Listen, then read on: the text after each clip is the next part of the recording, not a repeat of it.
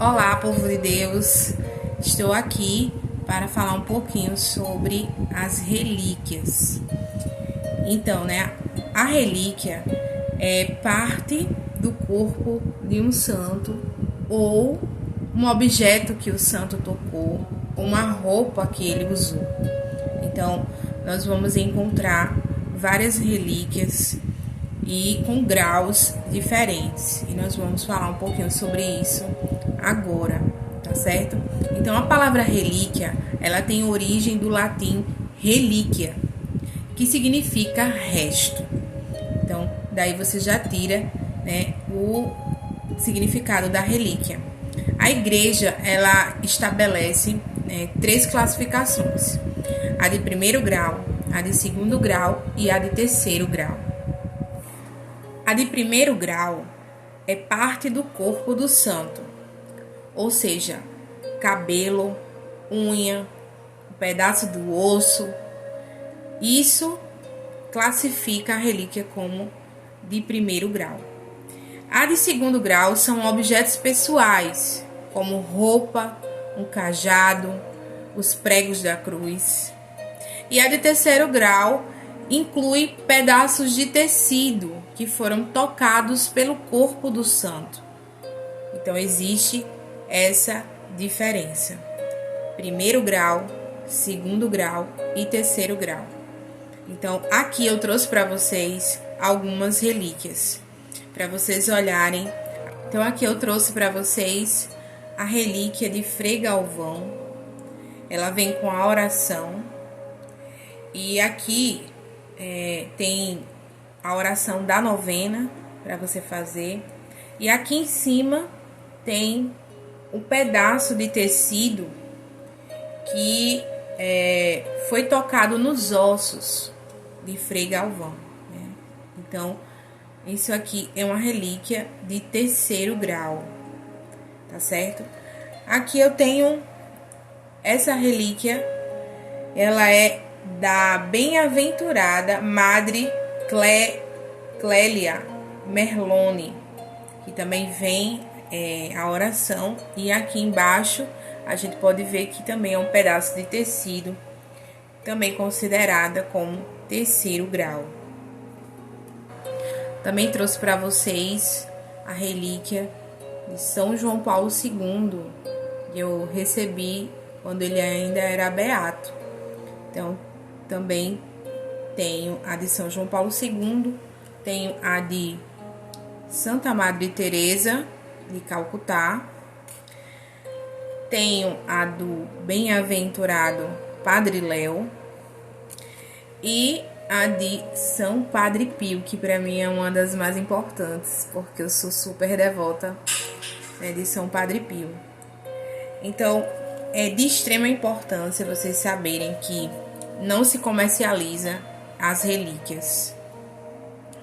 Nós recebemos essas relíquias quando você faz um pedido, por e-mail, ou você manda uma carta para a ordem que aquele santo ele faz parte.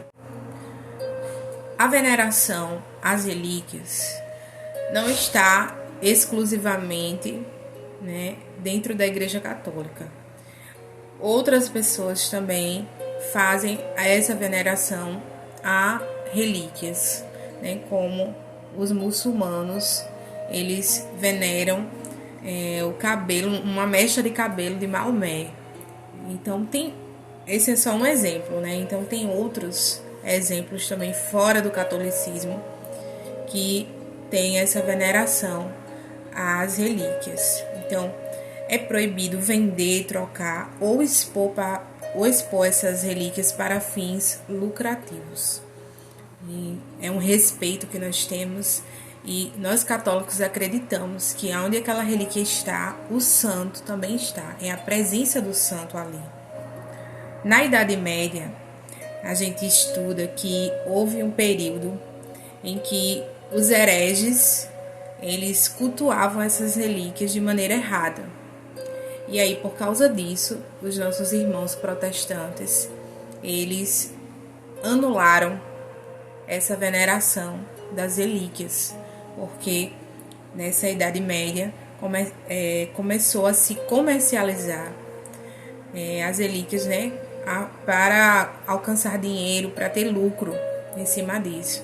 Então, muita gente pegava madeira e dizia que era os espinhos da coroa de Jesus e vendia, né, e dizia que aquilo ali ia curar alguma doença. Então, isso começou a ser visto de maneira errada. Então, os protestantes, eles anularam a veneração às relíquias. Mas o Concílio de Trento analisou a questão e concluiu que a maneira correta de se venerar aquela relíquia estava aprovado. Então, eles escreveram assim: ensinem os bispos diligentemente que devem ser venerados pelos fiéis os sagrados corpos dos santos mártires e dos outros que vivem com Cristo, corpos que foram membros vivos de Cristo e templos do Espírito Santo, e que por ele hão de ser ressuscitados para a vida eterna e glorificados, e pelos quais concede Deus aos homens muitos benefícios. Então, nós católicos acreditamos que aonde está a relíquia, está o santo, a presença do santo, o exemplo do santo ali naquele objeto. E o documento continua a dizer: por isso, aqueles que afirmam que as relíquias dos santos não se deve prestar veneração ou honra, ou que elas e outros restos sagrados são inutilmente venerados pelos fiéis, ou que é em vão o culto e a memória deles, né, que a gente não pode pedir ajuda, né? Tem gente que não acredita nas relíquias. Então, a igreja, no Concílio de Trento, diz que devem ser condenados. Todos eles devem ser condenados. Como antes a igreja já os condenava, e agora continua condenando. Então, na verdade, as pessoas que não acreditam na veneração das relíquias se autocondenam, né, pelas suas atitudes. Assim também são os corpos incorruptos, que significam que muitos santos que faleceram há muito tempo e pelo tempo já deveriam estar em estado de putrefação ou já com só os ossos, né, só o esqueleto. Os santos ainda possuem músculos, possuem carne, e tem partes de santos, por exemplo, a língua de Santo Antônio, que é muito falada, né, no meio católico, que ainda coagula sangue. Então, nós vamos falar um pouquinho sobre isso agora, sobre os corpos incorruptos de muitos santos que nós conhecemos hoje na Igreja Católica e que também nós temos essa veneração. Nós acreditamos que esses santos, eles se dedicaram muito a Deus, ao ponto de ter tanta intimidade que o seu corpo demorou, né, para se deteriorar. Então, nós acreditamos que é como um selo divino da autenticidade da fé católica, né? Então, eles são santos porque eles amaram a Deus de modo extraordinário, né, durante as suas vidas. E incorruptos porque seus corpos foram achados espontaneamente preservados sem a intervenção de qualquer agente natural. Isso quer dizer que são especificamente da Igreja Católica, porque em nenhuma outra religião no mundo são achados de modo tão numeroso e constante quanto na Igreja fundada por Cristo.